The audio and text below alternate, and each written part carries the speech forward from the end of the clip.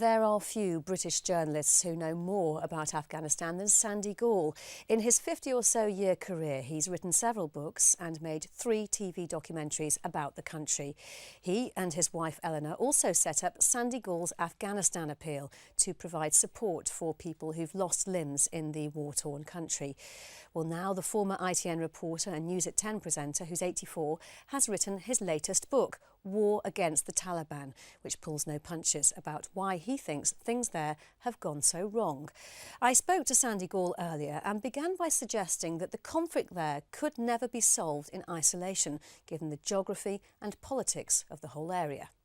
To get a settlement, we have to have not only peace and a negotiated settlement between India and Pakistan. That's number one, very important, which we don't seem to be making any progress towards, so busy fighting the war.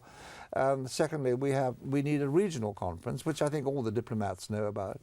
You know, Iran, including Iran, China, Russia, as well as India and Pakistan and Afghanistan, of course. And so until there is some sort of regional agreement, I don't think you're going to get a peaceful solution.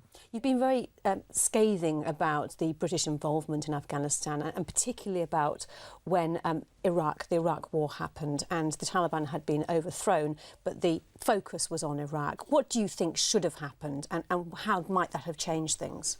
Well, I mean, I hope I'm not too scathing about the British, but I think that Iraq distracted everybody from the Afghan war. I mean, the Americans, I think, thought that it was all done and dusted after a few months. Well, it wasn't, of course, at all, because all the Taliban fled, most of the Taliban leadership anyway, fled to Pakistan, where they were given safe haven.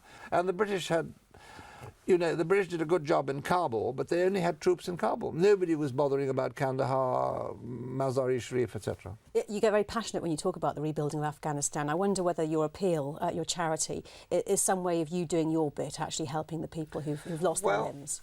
Yes, in a way, but I mean, we started it. I was asked to start the charity by a publisher, actually, and so I didn't think it was a good idea for journalists to start appeals, but I agreed. She was very persuasive, and so I feel it's a small contribution, but you know, not only, but it looks after disabled Afghans, and in a way, it's putting back something, you know, into the country that needed it, because everything was destroyed after the Russian war and so on. I mean, medical service hardly existed, so.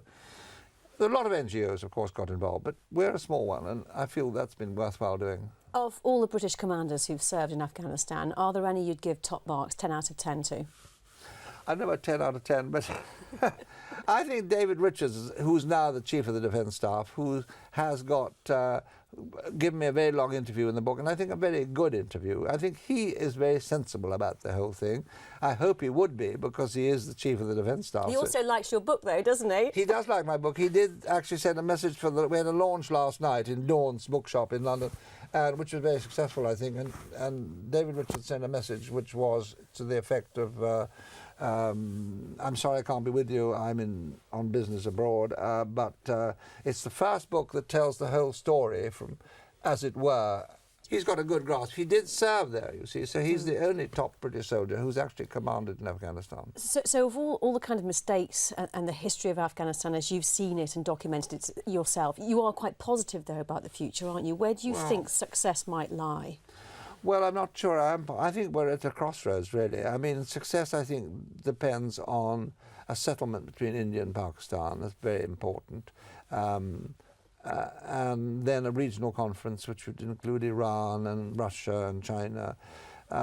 Because, I mean, the Indians and the Pakistanis have fought 3 wars over Kashmir, which seems ridiculous, doesn't it? And they're still at one another's throats. They're still at daggers drawn. That has to be rectified somehow. Would you recommend to troops who are in Afghanistan to read your book as bedtime reading now?